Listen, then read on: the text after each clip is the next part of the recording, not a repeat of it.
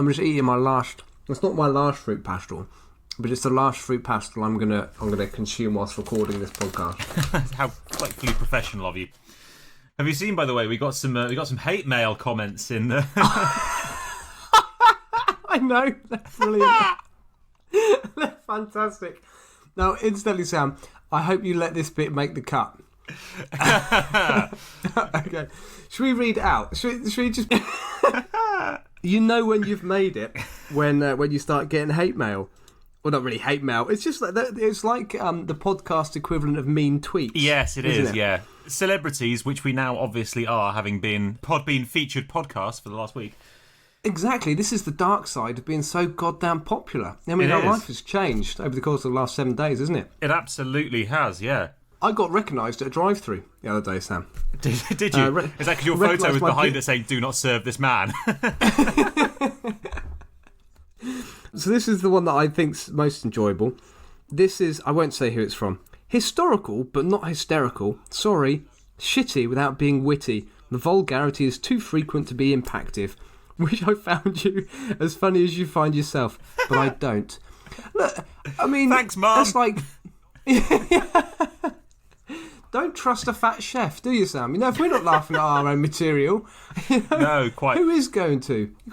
You've got to believe in it. I want to say thank you to this user because I would definitely not have described us as hysterical, but I also wouldn't have described us as historical. So I'm taking a positive from this. I'm calling this positive feedback. Yeah, we went exactly.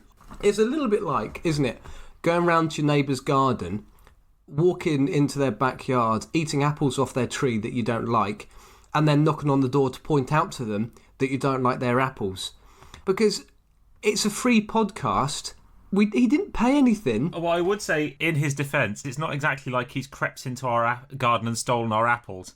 We were the featured podcast this week, so we've turned up outside his house with a lorry full of apples, thrown some apples at him, and he said these apples are a bit rotten.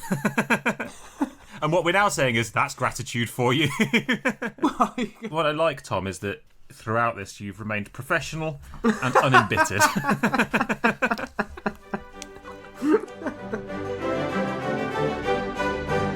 Hello and welcome to That Was Genius, the little history podcast with just the right amount of vulgarity.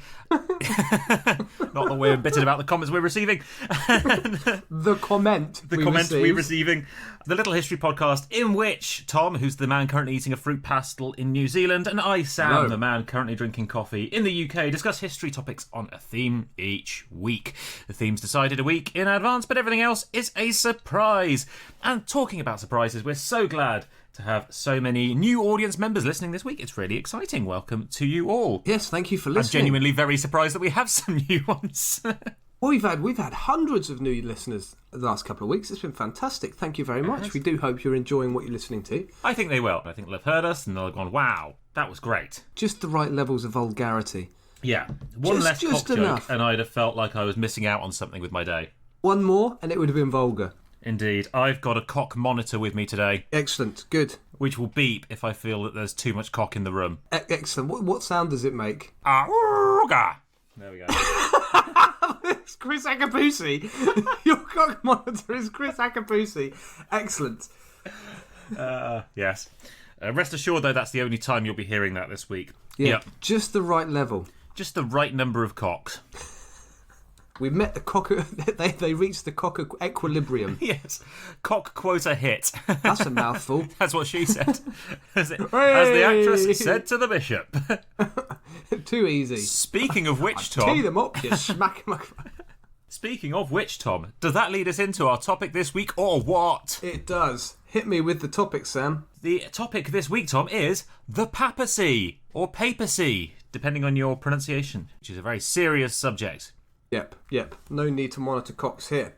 The no, papacy absolutely. is never needed to monitor cocks. They have never needed monitoring. They may have chosen to, but they didn't need to. So where did you go with your research? Oh, I decided that I'd go down some of the madness of the early Catholic Church, kind of early medieval period, which was just bizarre. You know, the real kind of political intrigue, murder and slander times. Great fun. Where did you go? I've gone for witches. Witches and more witches. Ooh, This is hello. gonna be, yeah, I know. I've gone. Witches. Fantastic. So this is going to be quite entertaining. And you know what I'm like with my sources, Sam? I find exceptionally silly sources because we've only got a week to prepare. I go through all the chapter headings and find the ones that look like they're going to be the most silly. So that's what I've done this week. Silly source, silly chapters in the silly source. That's where I went. Good. Well, I'm not going to lie, Tom. I've just come back from holiday and I did most of my research whilst waiting to board a Ryanair flight yesterday. Nice. Do you feel invigorated though, Sam? Are you raring to go? Do you feel like this is going to be a good one? I literally can't wait, Tom. Feel it in your fingers. Well, it's funny you should mention that because feeling it in my fingers is something that will pop up in my story today. Oh, excellent. And no, let's avoid the obvious jokes because we don't want to hear from Chris Akabusi. No, we.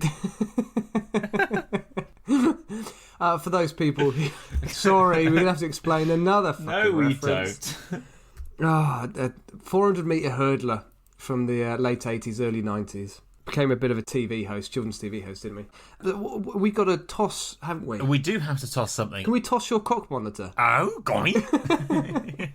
Squelch. I'm not sure I've got the vocal range to do an ogre horn hitting the floor. No, do you know what? I don't even have a 2p coin. Oh, I do have a 2p coin. There we go. I'll do my tithe. As you well know, Tom, you're supposed to, as a good member of the Catholic Church, give 10% of your annual earnings to the Catholic Church. And as far as the UK tax authorities are concerned, 2p is about that much. So, Excellent. the glamorous life of a podcast producer. Money. But that's going to change if we keep on at the same level of progress with this podcast. We're going to be rich beyond our wildest dreams, Sam. We are. We're going to be rolling in lira. We're going to be like Crassus. We're going to be making literally 200 Turkish lira a week. Oh, yeah. That's beautiful. Right. Rolling in rupees. I've already bought myself a Lamborghini. I got a little bit carried away. A little Hot Wheels one. Yeah. One that you pull back and it shoots off. Marvellous. Right, let's flip 2p, my contribution to the upkeep of the Catholic Church. Isn't one of us supposed to guess what side it's going to land on? Yeah, go for it. Yeah. I'm not a traditionalist or anything, but as far as I understand, that's how it's usually done. That is usually the way. Would you like the side with the Queen's head on it, or the side with some feathers and a crown? Or heads and tails, if you will. Heads and tails. I'll go tails. It's been so long since we actually flipped a coin. I'll go tails. Heretical though it is, it's landed on the Queen's head. Okay. The Queen, obviously, head of the Church of England, and so therefore a dirty heretic who should be burnt at the stake. Yep. Speaking of witches. Right, I'm going to let you go first, Tom. This must be about that 7th or 8th time on the trot I've gone first. Well, if you want me to go first, that's fine. I'm just aware that it's nearly your bedtime. Yeah, exactly, and I started to doze. I'm going to discuss then, Sam, I've alluded to it, a document from the Middle Ages that was purportedly endorsed by the Pope Innocent VIII by means of a papal bull. The papal bull is actually included in this document. What is a papal bull? A papal bull, it's like a decree from the Pope. And if there's one thing we know the Catholic Church likes, it's bull. So this one was first published in 1487. I'm glad you took that opportunity. That's kind of what I was teeing up with that. Good, excellent, thank you very much.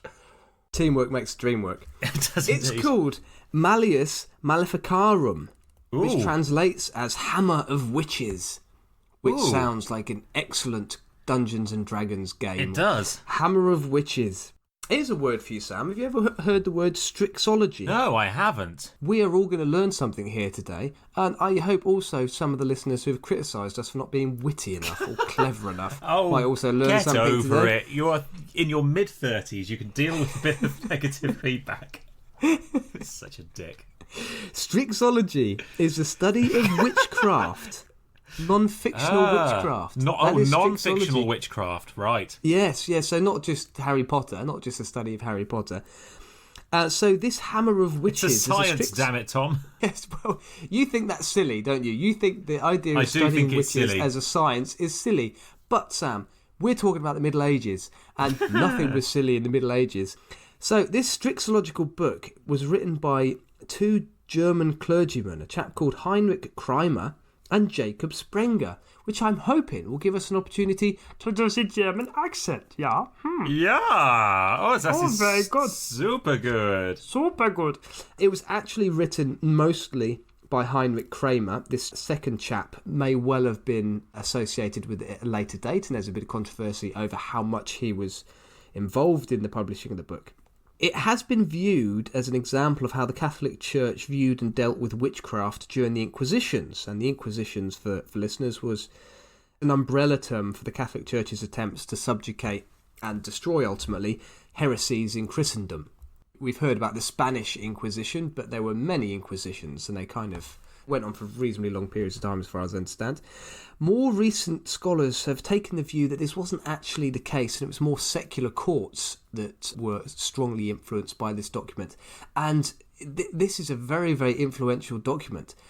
I think it was published more times than the Bible over a sort of 50-year period. It was translated into a number of different languages. It was very, very widespread. Wow. And certainly contributed to the medieval hysteria that surrounded witchcraft and demonology. Very interesting. And Kramer's motivation for writing this book seems to have been to highlight, in his opinion, the seriousness of witchcraft that he thought people were not taking seriously enough. Well, it's a very serious science, Tom. It's very serious. Well, actually, I'll come on to this at the end. I'll wrap it all up with a suggestion of why there was this hysteria around witches.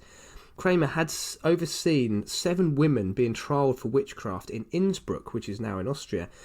And these women had been either found not guilty or they'd received light sentences, much to the disgust of Kramer. And Kramer's behaviour during this trial was very, very controversial because of his brutal, brutal methods of interrogation, basically torture. Sounds like a lovely man. He also had a deep obsession with the sexual practices of the accused as well. Not that this is a habit in things that you talk about, Tom.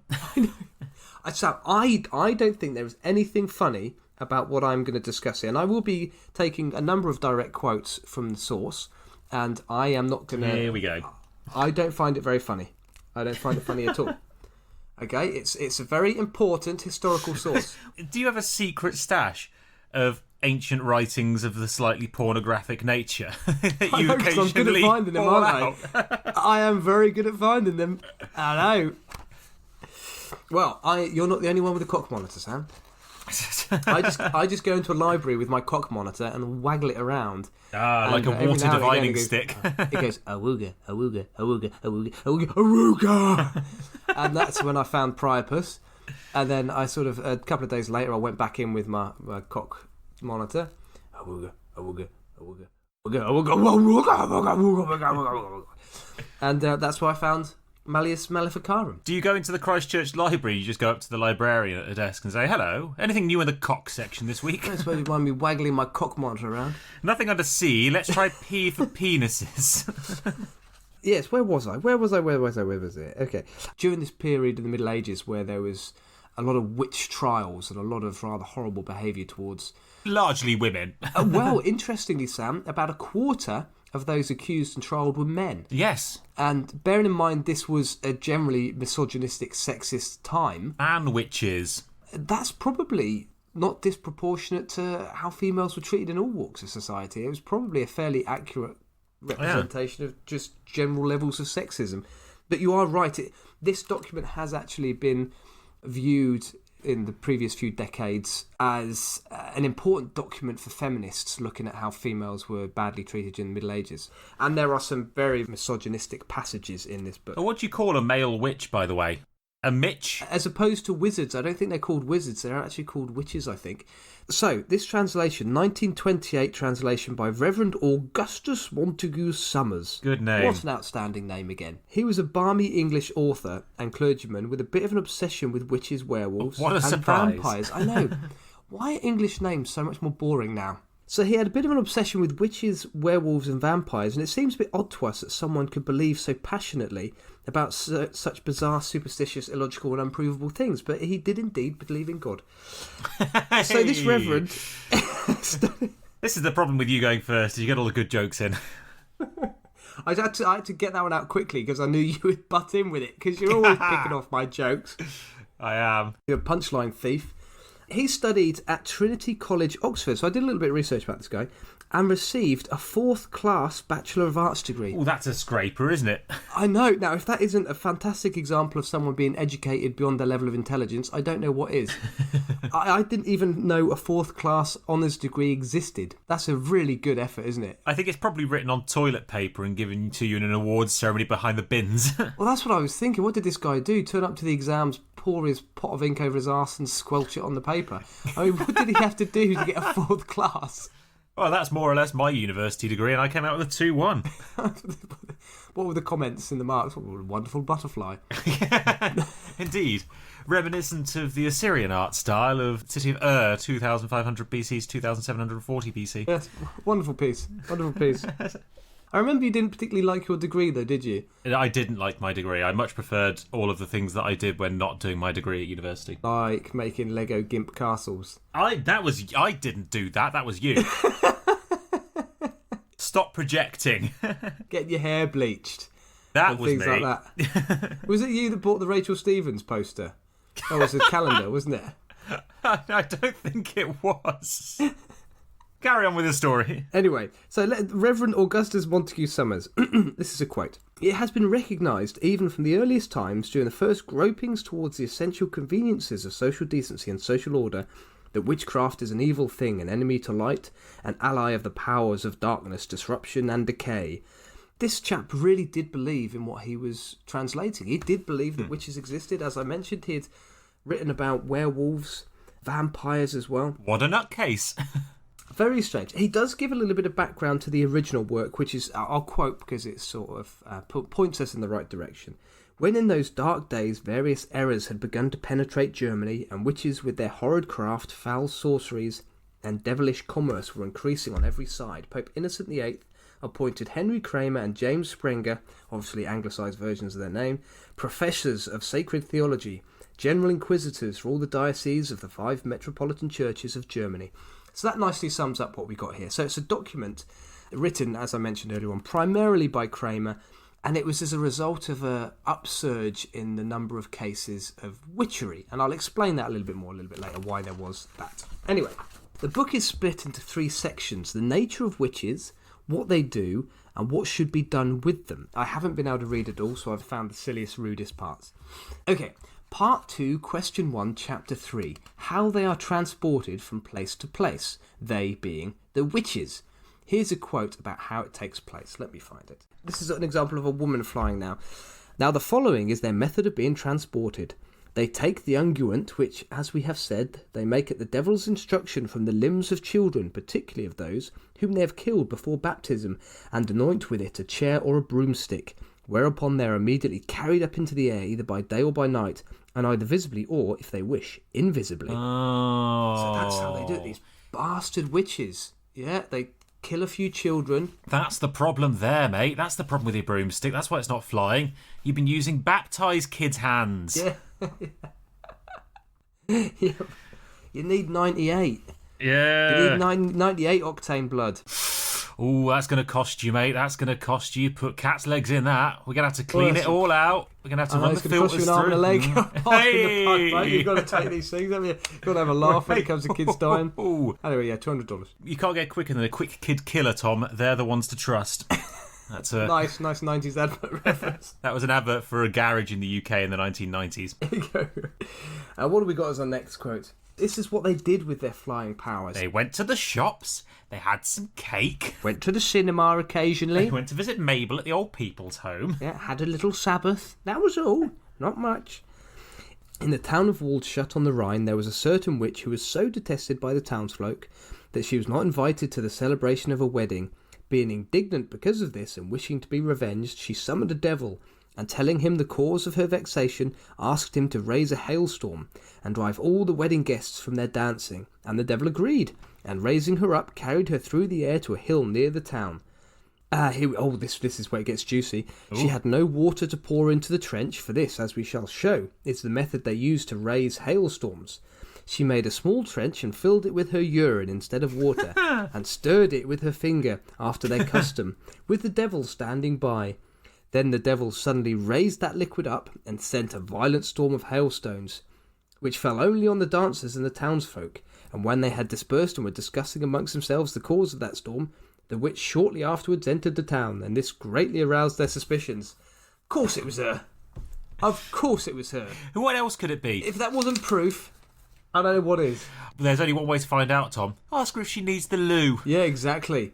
It's a nice insight into the logic of people during the Middle Ages, isn't it? It is. And next time there is a hailstorm, I am definitely staying inside. Because you don't want to be covered in a witch's piss. No. There you go. Puddle of piss, sugar puff smell. Bring me a hailstorm from hell.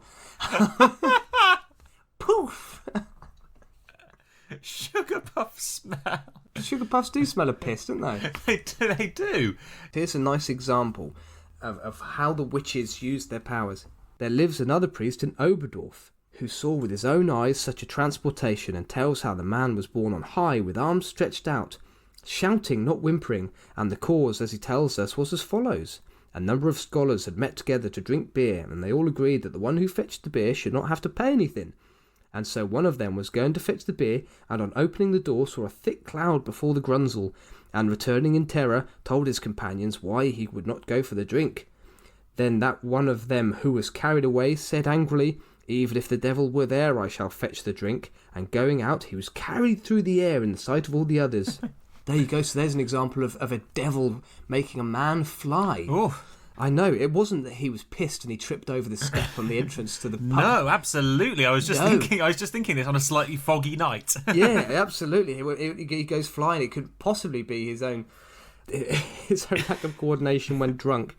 Incidentally, the word grunzel, have you ever heard that before? Yeah, vaguely. It's an old word for a threshold, a grunzel. Oh, there you go. So he went absolutely flying because he was hammered and blamed it on the devil. Yeah. We've all been there. This chap does have a bit of an obsession with incubuses, and we've discussed incubuses in a previous episode, and succubi, or well, I suppose it could be incubi, and succubi.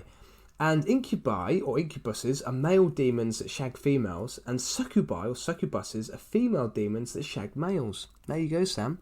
Another interesting fact for listeners. So next time you break up with a significant other and want to write something offensive about them on social media, here's a word you can use. Succubus. Yeah, nice. Quote, "And others are incubi or succubi who punish men in the night, defiling them in the sin of lechery. It is not wonderful if they are given also to horseplay such as this." So it's not his fault he was having a wank. No. It was the succubi. Sorry, dear, there was a succubi under the duvet. Yep, absolutely. Bobbing up and down. Oh, couldn't do anything about it. And that clattering when I came in, that was me being transported back from the pub by a demon. A demon smelling of piss. He stunk of stuff. There was a hailstorm on the way back as well. Sorry, that's what that is. No, it was a hailstorm only from the waist down. Don't worry about it. I know, I'm soaking. Bloody witches. Can't live with them, can't live without them. Part 2, Question 1, Chapter 4. Here follows the way whereby witches copulate with those devils known as incubi. This guy really does have an obsession with it. He does, doesn't he? As mentioned earlier, he was known in court to be very, very obsessed with the sex lives of those being accused of witchery. Now, this is a very important question that I think definitely needed asking, Sam, and definitely needed answering. Quote, "Whether the relations of an incubus devil with a witch are always accompanied by the injection of semen." Oh. Yeah, very important question to ask. It's the first thing that I thought of. It's the question that's on everyone's lips, isn't it? It's what we all need to know. Certainly the witches, apparently. Quote, "There is this probable distinction." Sorry, Chris. Quote, "There is this probable distinction that a witch is either old and sterile or she is not. And if she is, then he naturally associates with the witch without the injection of semen, since it would be of no use, and the devil avoids superfluity.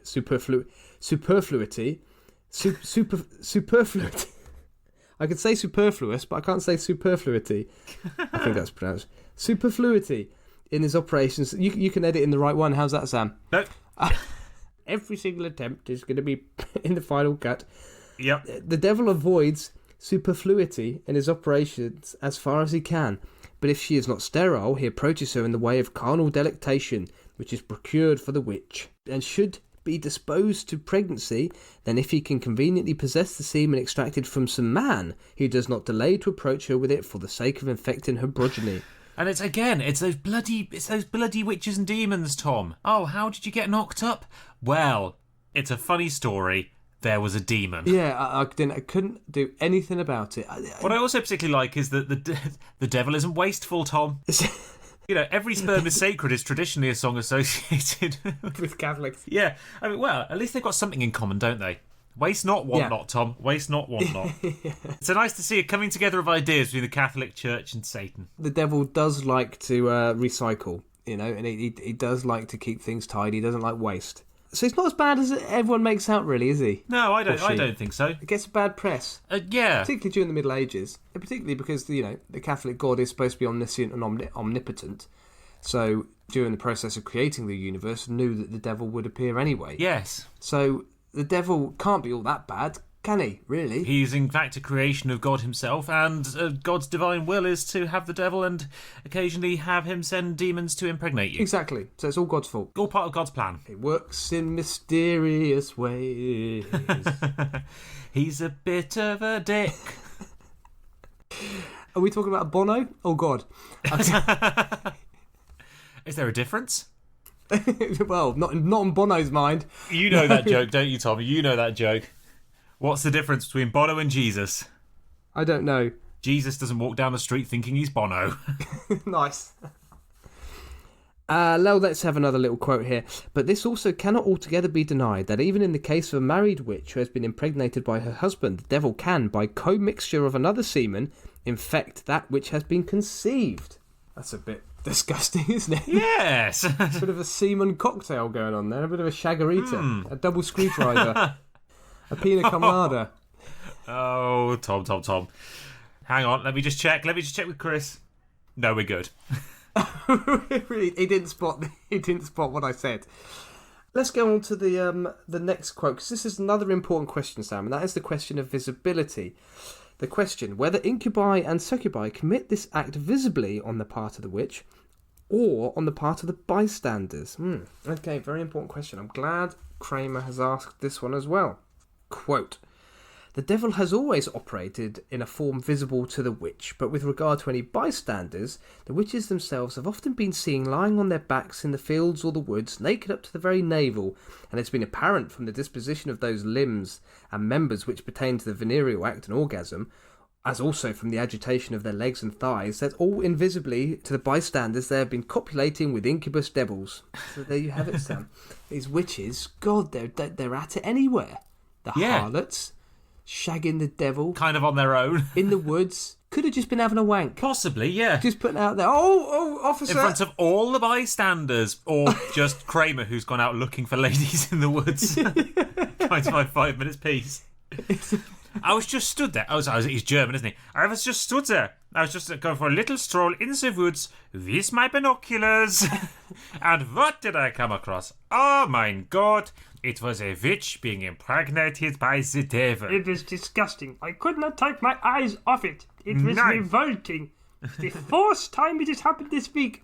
Revolting. I know. It is almost as if God is willing me to follow these women into the woods to collect evidence. I've been watching as closely as I can, and I cannot see any incubi anywhere. Nein. But I'm going to look even closer tomorrow night when I go out. But you know what they say, Tom? The more you look for the incubi, the harder they are to spot.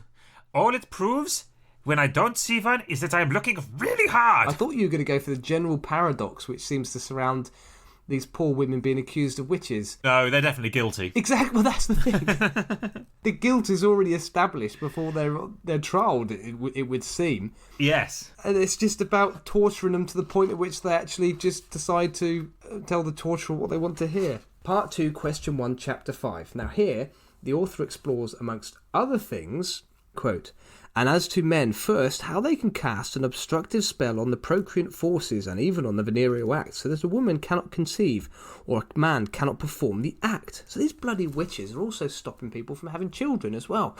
They're stopping men from being able to get it up. As well as putting children in. Yes, they're up to all sorts of no good, aren't they, really, these little devils? They are. And It's almost as if any personal problem you have in your life is the devil's fault. It is, absolutely. Rather than discussing it with, I don't know, your wife or a sex therapist, it's the witch's fault. Always the witches. I can't get it up. It's the witch's fault. Here's another one. Secondly, how that act is obstructed, sometimes with regard to one woman but not another. How they take away the virile members, though it were altogether torn away from the body. They're even pinching knobs. Oh, pinching knobs. Yeah, they're half inching your knob. They're stealing people's penises. Dreadful behaviour. I mean, maybe that's a suitable substitute for baby's arms in a broomstick. A man's knob. I mean, you could even just fly around on a knob. Ride around on a cock. So to speak. Yes. Getting a bit graphic. Carry on. Getting a bit porn. Yes. Iggity ziggity zoo. Here's what I'm gonna do. Ippity zippity wob. Still Fat Barry's knob. So it really is a very ridiculous document. Here's a bit more information about the torture. It's a separate chapter. This is part 3, second head, question 15 of the continuing of the torture. This sounds very much like a legal document, doesn't it? Exactly. It was a document for people to refer to when they're trying to deal with witchery in the community. Of the continuing of the torture and of the devices and signs by which the judge can recognise a witch and how he ought to protect himself from their spells. Also how they are to be shaved in parts where they are used to conceal the devil's masks and tokens, together with the due setting forth of various means of overcoming the obstinacy in keeping silence and refusal to confess. So that's just a summary of how they find someone they want to be guilty and they torture them until they tell them that they're guilty. Thankfully, that kind of thing doesn't happen anymore, Tom. Guantanamo Bay. What? Excuse me. Sorry. Just had a war crime in my throat. Carry on. So, yeah, I suppose to wrap up, it's a fascinating document, this one, which highlights what was going on in Europe after the Reformation. So this is the context behind the witch trials and this obsession with witches. So the Catholic Church was trying... The Catholic Church's legitimacy was under question after the Reformation. The Catholic Church, as we've discussed in previous episodes, was trying to assert its dominance, and it was going on crusades. It was claiming that people were heretical. And this is how people were responding to the fact that the old order, the established Catholic Church, was being questioned by people. They were saying that the devil has come into society. Oh, incidentally, Sam, I should also mention, there is, to context this is 15, 16, and 1700s, mostly 15 and 1600s, this peak in witchery and obsession with witches.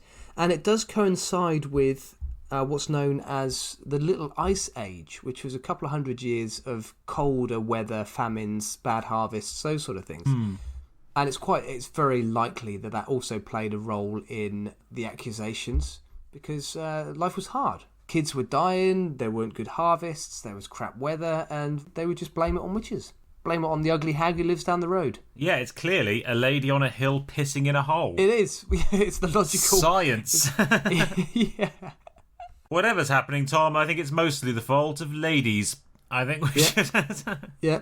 Don't blame it on the ignorance. Don't blame it on meteorology. Don't blame it on prejudice. Blame it on the witches. Well, quite. I can't wait for the Enlightenment. I can't wait for the Enlightenment. Don't blame it on the ignorance. Don't blame it on the meteorology. Anyway, there you have it, Sam. So that is my little delve into some of the weird documents about witches during the later Middle Ages. The Malleus Maleficarum, the Hammer of Witches. Fantastic. So did you... I might have had a mind blank there. You didn't go into the torture very much? Yes, so there was a lot of torture. And what happened in the torture is that the accused would be encouraged to tell the torturer who else was involved, who else was at the Sabbath, who else was huddled around the cauldron talking nonsense about eyes of Newt and things. Obviously, these women were being tortured, and so they would just come up with any names that they could come up with, and suddenly these incidents of witchcraft would suddenly explode, and a whole community would get ripped apart because everyone was being accused of witchcraft. And they were thumb screws. The rack was a very popular form of torture, so just stretching them until their shoulders popped out and their hips popped out. Nowadays known as Reformer Pilates. Yeah. Jesus. Yeah, might as well just admit it and apologise now. They were going to get burnt at the stake anyway, regardless, so it didn't really matter. Get the killing over and done with. Well, that is charming, and what a wonderful way to treat vulnerable members of society. Yeah. Elderly women. Well, it wasn't necessarily elderly women either, Sam. It was usually the people who were in vulnerable positions would be maids, midwives, those sort of people. People working with children, for example. If the child died, then they were the one that was going to get blamed. Or someone who might, for example, be cooking the meals for a woman who's recently given birth. If there's then complications, the woman gets blamed. So, yeah, there was certainly jobs that you wouldn't want during this period. Yes. A little bit higher risk. Fantastic. Well, not fantastic, horrifying. But there we go. The past, That's Middle Ages for you. That is the Middle Ages for you. Well, speaking of having a horrible time in the Middle Ages, Tom, I've got a cracker today. Can I pull one end of it? Oof, go on then. Bloody succubus. Ready? Ready? Pop. Yeah, that's me done. You witch! You stole my cracker. Right, today, Tom, I'm going to talk about Pope Formosus and the Cadaver Synod. Ooh, that sounds like a Tintin. Oh, this is definitely not an adventure Tintin wants in on. No, no, no. There is something of a Scooby-Doo around it. But definitely not not a kid's story, this one. Not a kid's story. Good. That's a promising start. Yeah. So I'm going to take us back to the 9th century, Tom, which was not a very good time to be alive. It has to be said. It was also, as we will discover, not a particularly good time to be a pope. Oh. Quite a few of them, for various reasons. Are we talking about one of the times when there were 3 at the same time? No, we're talking about a time when God so loved his closest and most beloved children that he would quite often invite them back to heaven within just a couple of weeks of them starting the job. Oh, yes. Pope Formosus, we're going to talk about today, and he was born sometime around 816-ish AD in the Papal States, which is the territory directly controlled by the Pope. And he was born at a really bloody difficult time for the Church. Incidentally, this was an interesting fact I came across. I didn't delve into it in great depth, but the Papal States were kind of abolished after the French Revolution, weren't they? Yeah, I've got this in my notes. The Papal States actually lasted all the way up until 1870. Yep. When the states fell along with Rome. It was one of the last acts of Italian unification and the coming together of Italy. It was the abolition of the Papal States. It lasted over 1,000 years. Very good. Really, really quite impressive. Considering it's not forgotten about, but unless you're kind of into your medieval history, it's not something you've ever necessarily really heard of. But yes, it's a really bloody difficult time for the Church, the start of the 9th century. Up until just a few years before Formosus was born, Rome and a large slice of northern Italy were still kind of loosely controlled by the Byzantine Empire. They were still part of the Eastern Roman Empire. And so, whilst the Pope essentially ruled a lot of northern Italy, there was an incredible amount of infighting and successive popes and people calling for European support to push the Byzantines out, and the Byzantines launching military campaigns. And theoretically, the Pope was still subject to the Patriarch in Constantinople. It was a really, really messy time to be a Catholic in Italy. It was around the same time that Charlemagne had been crowned emperor and formed the Holy Roman Empire in 800 AD. And so there was an awful lot of politics and infighting and things going on. It was a very dark time for the Catholic Church. Awful lot of backstabbing, awful lot of murders, all very holy, of course. It's exactly what Jesus would have wanted. Yep. So, Formosus was born in Rome, joined the Catholic Church, and rose up through the ranks, becoming a cardinal in 864. So he was around 48, 50 years old when he became a cardinal. And pretty quickly became the papal ambassador, known as the legate, to Bulgaria in 866. And poor old Formosus, he didn't half get himself involved in some bother by just trying to do his job. In 875, the Holy Roman Empire, Louis II, died, and his uncle, Charles the Bald, King of the Franks, was elected as his replacement. There are some great names, aren't there? The Frankish We've gone kings. through medieval royal names in this podcast before.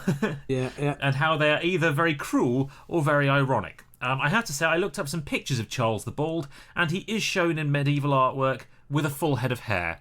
So Yes, it was one of those ironic ones. Yeah, we're definitely going with an ironic name, because Charles the Bald was actually quite hairy. Did he have really hairy? Did he have like hair that went right down to his eyebrows? Yes. Yeah. Sort of minimal forehead. To his eyebrows and his arsehole, yeah. He was he looked like Cousin really. It.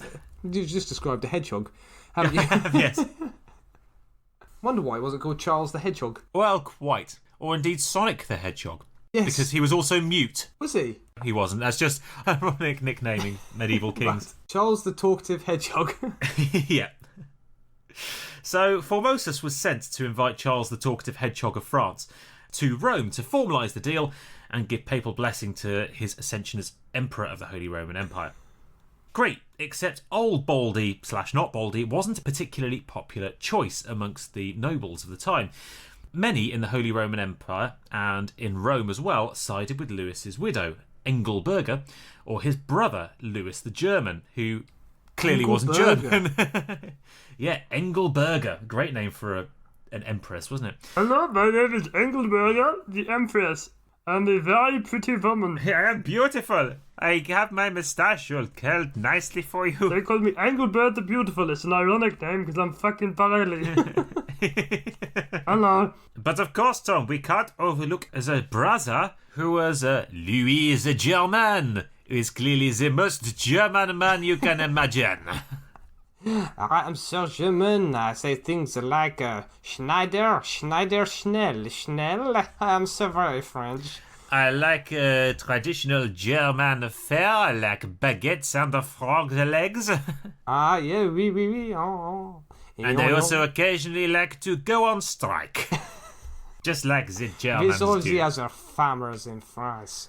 Yes, in Germany, sorry. We love parking our tractors on the roads. Sorry, Germany. Sorry. Occasionally, I like to burn a tire, just like in Germany. Louis a German. So, among the people who actually really supported Engelberger or Louis the German for the throne of the Holy Roman Empire was Formosus himself. Unfortunately, because of this, he feared political retribution. So despite having gone and done this mission and said, yeah, we accept you as emperor, he feared for his life. So he fled to Tours in France after, quote-unquote, having despoiled the cloisters in Rome, which was a major crime in the papacy. Despoil the cloisters? Is Yes. that what you... Did he have a norovirus or something? Well, I was going to say, it probably meant, the sources don't really go into what happened, but it probably meant that he stole something from the cloisters in Rome as he ran away. It probably doesn't mean he took a shit in the pews. Okay, good. Although, medieval sanitation being what it was, it's not entirely likely that I he suppose also that did wouldn't be that. despoiling, would it? It'd be desoiling. Yes. Just desoiling the Defiling, cloisters. yes. Anyway, Formosus ran away and refused to return to Rome, and when he did, he was excommunicated on charges of, firstly, fleeing his diocese, which was in Rome, secondly, shitting on the pews of the Vatican, Yep. thirdly, aspiring to be the Archbishop of Bulgaria, since apparently he'd quite liked it there, they'd quite liked him, and the Crown Prince had asked if he could stay, which apparently was a major crime in the 9th century To papacy. be popular. To be popular and to be liked. Yeah. Well, apparently it's illegal to... This went into it's illegal to have two jobs, apparently, in the Vatican. You Right. can't be the bishop of two places. And because he was already a cardinal in Rome, he couldn't be a bishop in Bulgaria. And even just wanting to be the Archbishop of Bulgaria was a major crime. Mere desire. Well, it was the The desire mere that was... desire to want to poo in the cloisters. The mere Indeed. desire was a crime. You think about shitting on that bench. And you're out of here faster than you can say skid mark. I Indeed tell you are. You are out of it. He also apparently, slightly more seriously, conspired to destroy the papacy. Oh, okay. Well, that's fair enough then, isn't it? So there you go. It is quite likely that the Pope at the time, John VIII, saw Formosus as a rival. For a few years now, his name had been bandied around as a potential Pope himself. Till the whole shitting incident, in which case... Until the whole shitting in the cloisters incident, yes. But then we thought, oh, okay, well, maybe we need to work on his... We can put him on a training plan. Absolutely. Once we've toilet trained the Pope, we can... We can potentially have him as a pope. There you go. Yeah, once toilet train the cardinal, we can have him as a Pope. Yeah, well, if he wears a nappy, we've got big drapes that we wear, so you Yes! won't be able to see the nappy. Can you imagine the pomp and ceremony of a papal nappy? It's going to be covered in rubies. It will be when it's finished with. A diamond in the very Diamond rough. encrusted. Yeah. Yes, lovely. Anyway, his excommunication did not last a particularly long time. So he was excommunicated in 875, and in 878 he was de-excommunicated or recommunicated or whatever, on condition that he never again did anything remotely priestly. So he had to live life as a layman. He wasn't allowed to come back to Rome. He had to stay the hell away, which was an oath that he swore. Then he'd be allowed into heaven. He'd be a Catholic once again. So he swore an oath that he was now a layman. Yet just 5 years later, in 882, John VIII's successor, a pope called Marinus I, completely undid all of that and made him a cardinal again. Oh, Jesus. So it wasn't a very long-lasting promise. Come on, God, have some continuity with your I know. policies. Well, you know, Tom, papal infallibility. The pope can't be wrong until he is. 2 more popes passed in fairly quick succession because popes tended not to live a very long time before God came a-knocking. And in October 891, so 7 years later, 9 years later, Formosus was unanimously elected Pope himself. And true to form, he only lasted 5 years in the job before dying in 896 AD. Ooh, cloister accident. In a pooey cloister accident. Yes, absolutely. He slipped and fell. Banged his head on the cloister. Done. What is a cloister? Done, Popio done. It's a covered walkway. Covered walkway. Inside a religious institution. I did look this up. A nice place to have a poo, really, isn't it? A little covered walkway. Yeah, lovely. Nice view. Yeah. Wink at the nuns. Yeah, exactly. Danger poo. It's just a Indeed. low threat of someone walking past while you're doing it. A high-risk shit, yes. Danger poo, danger poo. Blame it on the devil. Or blame it on the nuns. Blame it on the boogie. So, yes, just a few years, and we've already gone through many Blame popes. it on the mead. Pope Incontinence the Third. Hey. Quick stop for a papal poo. Was that on the tour? Yeah. The Vatican tour. Sitting on his throne. Now's your opportunity, guys. Have a quick stop for a papal poo. Enjoy the papal paper, quadruple ply. Actually, Tom, the papal toilet paper's only single ply. It's particularly holy. Ooh. See what he did there? Nice. I was imagining some cubicles that doubled up as a confessional. I always assumed that they were. That's where I'm going wrong. So, Formosus only lasted 5 years of shitting in the cloisters before he was called back to God's own toilet. In 5 years, though, he did do some meddling, Tom. He did do some meddling. So first off, there was a fight going on for the French crown in which he sided with Charles the Simple over Odo, the Count of Paris. Charles the Simple, of course, by the way, in medieval naming parlance, actually founded Mensa, worked out the universal constant E equals MC squared like 1,000 years before Einstein did, and won the Great British Bake Off twice with his giant meringue Jesus and a life-size Genoese sponge Charlemagne with a chocolate finger beard. So there you go, an absolute moron. So he sided with Charles the Simple over Odo of Paris.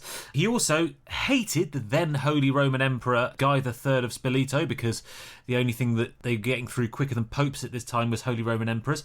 Guy of Spoleto was causing trouble in Italy. So Formosus forced him to elect his son as the co-emperor, and then, regardless of this, encouraged everyone else to invade him. So he set up his son in a position... Yeah, so it's all very, very confusing. So Guy III of Spoleto was the Holy Roman Emperor and was causing an awful lot of trouble in Italy around the Papal States. And so what Formosus did was he forced Guy III to elect his own son, Guy's son, as the co-emperor, in the hope that his son would temper his ambitions against the Papal States. Yes, a little bit. Regardless of doing that, he then went around asking people to invade the Holy Roman Empire to put a check on the power of Guy III. Now, this is where it gets really, really confusing, because the papacy and the Papal States and the Holy Roman Empire had a really fucking confusing relationship. The Papal States, despite being nominally independent and the territories kind of owned and ruled by the Pope, were considered quite a lot of the time to be part of the Holy Roman Empire. But the Holy Roman Emperor was considered to be a priest who was subordinate to the Pope. Oh, I see that. If that was a spreadsheet, it would come up with a little error message. With a little passing error, yeah, it would. Circular formula, yeah. Indeed, yeah. Because there were so many power struggles and there were so many popes and emperors coming and going, quite often the Papal States were independent. Quite often the Papal States really only existed in name and were ruled by local nobles with no religious connections. Everyone hated each other. The Holy Roman Empire and the Pope kind of needed each other, but also at the same time loathed each other and were constantly having each other overthrown and killed and excommunicated. It's all very confusing. The upshot of this is that in a time of great political intrigue, he got his feet wet. He waded right in, nuts deep, into European politics. Ooh, that's the first stage, isn't it? Get your nuts in. Indeed, yeah. Once you pass the nuts, it's easy until you get to the nipples. And then it gets challenging again. Absolutely, yeah. Sometimes it's better just to dive in. That'd be a good name for a pub, wouldn't it, by the beach? Nipples and knackers. Nipples and knackers. Cockles and whelks, Tom. Cockles and whelks. Yeah, the nipples and knackers in. So anyway, following Formosus' death in 896, just 5 years after he ascended to the throne of the papacy, there was a lot of rioting and a lot of infighting between all of these different papal and imperial factions. And a guy called Boniface VI, was made pope. Now, God, you fucking amateur. Of course it wasn't Boniface IV. No, I know. Everyone knows This it's fucking Boniface VI. fucking did amateur Boniface hour, the right? Fourth ever do? Well, exactly, Tom. Fucking exactly. Nobody ever remembers Boniface the Fourth. Well, Tom, it's quite unlikely that anyone really remembers Boniface the Sixth. Did Boniface the Sixth have a really not very bony face? Very, very soft, yeah. Rotund. Very soft, flaccid face. It's like a big tangerine of a face with very small facial features. Well, he may well have been quite a fat man, Tom. As we'll see. I've mentioned already that some of these popes had fairly short careers. Yeah. How long do you think Boniface the Sixth lasted, Tom? 36 seconds. Little longer than that, but not much. God must really have liked this guy, because he died of gout after 15 days of being pope. Must have been a hell of a coronation party. And he was replaced by a pope called Stephen the Sixth. And here is where poor Formosus' trouble really starts, Tom. See, Stephen was the papal choice of the Spoletan Holy Roman Empire dynasty that Formosus had hated. Guy III was one of the Spoletans. The Spoletans were back in power, and Stephen was their choice of pope. And so it was decided that there needed to be some kind of demonstration that this family and the papacy were best friends again. And so, in 897, less than a year after he died, Formosus was put on trial. Good. And I mean, Tom, literally, Formosus was put on trial in the so-called Cadaver Synod. Oh, brilliant. Everyone likes a show trial, and this was definitely a show. Yeah, wow. His corpse was hauled out of the crypt, dressed up in full papal regalia. He was propped up on a throne. Nice. And questioned about his actions as pope. Did someone have their hand up his arse? And they go, Oh, I don't think I did that. Oh, I can't remember. Oh, it probably was me. I'm guilty as charged. Oh, what they did was I they do had a giant apologise. cross on the ceiling with like strings coming out, and the cardinals were just wobbling this cross. I've got no strings to help me, Pope. We've done Pinocchio a few times in this We have, podcast, yeah. haven't we? This song's come up Previous before as well. episodes. So yeah, he was hauled out and he was questioned. He was given a lawyer to speak for him whilst he sat gently rotting and stinking out the He didn't have courtroom. much to say for himself, did he? Is his eyeball popped out, rolled along the floor? My client wishes to pick up his eyeball. Yes. My client has something he wishes to say as his jaw drops off. Well, what I'm going to assume is that his lawyer was actually a very talented ventriloquist. What do you say to these charges, Pope Formosus? I say you can shove it up your arse. What was that? It's Redwood. My client would like to retract that statement. No, I wouldn't. Yes, you would. No, I wouldn't. Shut up, Formosus. Sits on the lawyer's lap. Yeah. Across his lap. With a skeletal I think arm. the judge looked really stupid. Formosus, how dare you say such a thing? Oh, brilliant. Yes. So, well, that's essentially what happened. Possibly not with the hand up the arse ventriloquist dummy, but who knows? Stranger things happen in Rome. At any rate, the charges were pretty severe. Firstly, he was once again accused of sneakily being the Archbishop of Bulgaria, despite having another job as a cardinal in Rome. And being dead. Difficult to do when you're dead. Yeah, well, absolutely. It was illegal, as I've said, for bishops to have more than one job. It really was a job for life. Once you were a bishop, you were kind of stuck there unless you were promoted. Again, he was dead, so it wasn't really a job for life. Yes. Did people spot this? Have we got eyewitness sources? Oh, yes. Yes, they knew. I smelled something fishy going on here. I literally smelled something fishy. Yeah. Well, it was even argued that this was when he was alive. He'd used dark powers and witchcraft to sway and control the minds of the people of Bulgaria, to demand him as their archbishop, and to have refused to accept anyone else. He was also accused of being a fake bishop and pope because he promised that he would always be a layman in exchange for having his excommunication lifted. Yeah. So, on that basis, they argued that anything he'd done after the year 882 was illegal, and that included all of that encouraging people to invade the Holy Roman Empire and meddling in France stuff. That included all of the stuff he'd done against Guy of Spoleto and the Spoleto family. So, obviously very, very political. But basically saying that anything that Formosus had done wasn't done as Pope and had nothing to do with the Catholic Church. It was just him being a dickhead on his own whilst dressed in a fancy tunic. Unsurprisingly, Formosus was found guilty, shock horror, and in punishment, all the papal vestments, all of his kind of popey clothes, were torn from his body violently, which must have been a pretty grim job for a junior priest. Do I have to? Come on, strip him. And do it violently. Strip the rotting pope. Oh, kinky. Do it. Da-da-da. Nothing sexier than a rotting 70-year-old pope. Da-da-da-da. Oh, you've treated us on this Hindu. Da-da-da. Oh, girls, you shouldn't have. Nuns blushing in the background. As his leg flies off and hits the judge in the face. Arm falls off. Leg. Goes to rip his belt off and his pelvis flies across the room. That is pretty much exactly how it happened. So yes, he was stripped naked. The 3 fingers on his right hand, which had been used to carry out all of his blessings, were chopped off so that he couldn't fake bless anyone anymore. The dirty conman scoundrel. It was obviously quite unlikely that he'd be blessing anyone, but there we go. And then all of his acts as Pope were nullified. The body was then buried in a pauper's graveyard for foreigners in the outskirts of Rome, before later being dug up again, for reasons unknown, having weights tied to it and chucked into the river Tiber. So there we go, that was the Cadaver Synod. But, Tom, that's not the end of the story. Because did everyone live happily ever after? It was the Middle Ages. Did they fuck? Yes. Partly because it's the Middle Ages, and partly because this is only the start of the story, because now we get to Formosus' revenge. Oh dear God, he's dead. Is he though, Tom? Is he? Ah, this is like a Bollywood film. It is like a bully, yeah. Just when you wait think until it's the dance about off at to the end. end, where his arms all drop off all over again. Screwing the light bulb.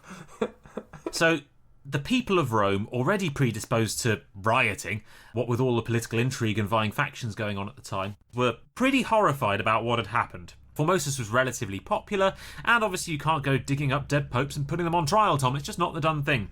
So, the locals rioted. Sorry, you might be able to hear a police helicopter flying over in the background. Wow. Bit of audio tapestry for you there, audience. Apparently, rumours started to spread in Rome that Formosus' body had been washed up on the banks of the Tiber, and, get this, Tom, his corpse had started to perform miracles. Wow. Now, frankly, given that it's a corpse, doing literally anything when it's been dead for a year is pretty miraculous. It's a miracle. He could just have been performing the Grease Megamix, and it would have been a pretty convincing act of God at this point. Grease Megamix. We go together like shoo-be-doo-be-doo-be-doo-be-doo-be-doo. Hey. At any rate, there was a riot, and Pope Stephen himself, at this point, was deposed, imprisoned, and was then strangled in his cell just a few months later. So Stephen lasted as Pope for less than a year himself, before being called upstairs to the big room in the clouds. God really liked collecting popes, Tom. I cannot stress enough. Well, apart from Formosa. Yes. Well, he went upstairs and then went back down because he'd forgotten something, Formosus. So by this stage, Formosus' 5 years is starting to look pretty long-winded because he's only been dead for a year, and we've already had one pope who lasted less than a year and one pope who lasted 15 days. And it goes on, Tom, because the next pope after Stephen, Theodore II, immediately annulled all of the findings of the trial and reinstated Formosus as a former pope, having his body reinterred in St. Peter's Basilica in full papal pomp and style. Jeez, leave him alone. I know. Good He's busy singing. He's quite happily wandering through the streets of Rome. I know. Doing some singing miracles. Hairspray. Yep.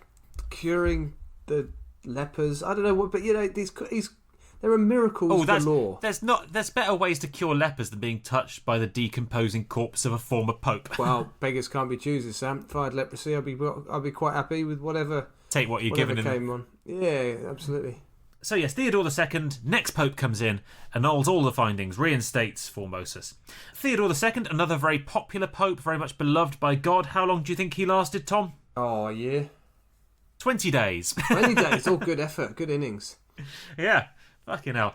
And the next pope after him, John IX, banned any future trials of pre-dead popes. Just to get the whole thing out of the way, he said, no, you can no longer try dead popes. It's not okay. It's a bit weird. Did a lot of the cardinals go, oh?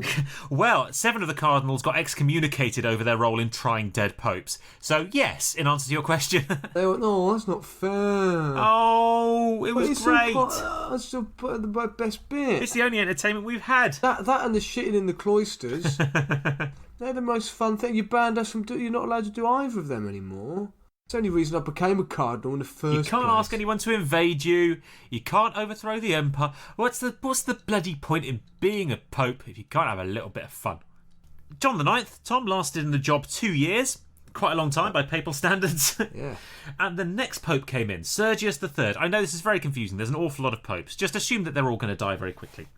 Sergius III, who actually lasted a whole 7 years, from 904 to 911 AD, he'd been one of the judges in Formosus' original trial. He, not wanting to be proven wrong, papal infallibility and all that, re-excommunicated the now long-dead Formosus, and according to some contemporary sources, had him dug up again, put him on trial again, found him guilty again, and this time beheaded him. Right, just to make sure. Just to make absolutely double Dutch, no takesy-backsy sure that Formosus was a bad pope. And now he's a headless bad pope, so try performing miracles now, you headless, fingerless, green arsehole. So there you go. Twat. I have to say, it is now widely doubted by modern ecclesiastical historians that he was actually dug up a second time and then beheaded. But it's a nice bit of papal folklore. I thought you were going to say it's been disproved there were miracles. Well, there were definitely miracles. So there we go, Tom. That is the story of Pope Formosus, who died once, was tried twice, and, rose from the dead 3 times. So there you go. That is quite ridiculous. Indeed. Incidentally, in case you were wondering, Tom, I did go and have a look. There were 20 popes in the 9th century and 23 popes in the 10th century. So probably more dangerous than mining, fishing and lion taming combined, being pope. Yeah, dangerous business. Yeah, indeed, being God's right-hand man. Why not just be a cardinal? I'm going to suggest that actually being a cardinal probably wasn't an awful lot safer. They wouldn't have a whale of a time then. No, it was a little bit of a dangerous time to be a good Catholic. And a very dangerous time to be a terrible Catholic. Yeah. There you go. That's Pope Formosus and the Cadaver Synod. So, I don't know if you've got any ideas for next week, Tom. What we should do next week. What could we do next week? I was thinking maybe we should do the law. It's quite open, but there's been multitude stupid laws over 10,000 years of human history. Yeah, let's do that. Yeah, I can see where you're going with that. Yeah. Sweet. I can definitely see where you're going with that. The law. We'll do the law. Well, I hope to all of our listeners you have enjoyed this podcast. I've certainly enjoyed learning about dead popes. I've had a whale of a time. And do get in touch with us if you've got any feedback, positive or negative, bearing in mind it might get read out. You can leave a comment. Get in touch with us on social media. We're on Twitter at @that_was_genius. We're on Facebook at That Was Genius Podcast. I realise I've been saying it wrong the last couple of weeks. It's at That Was Genius Podcast. And we're on Instagram as well at That Was Genius. Thank you so much for tuning in. And we'll see you again next Wednesday night / Thursday morning. Thank you very much. Say goodbye, Tom. See you later. Bye.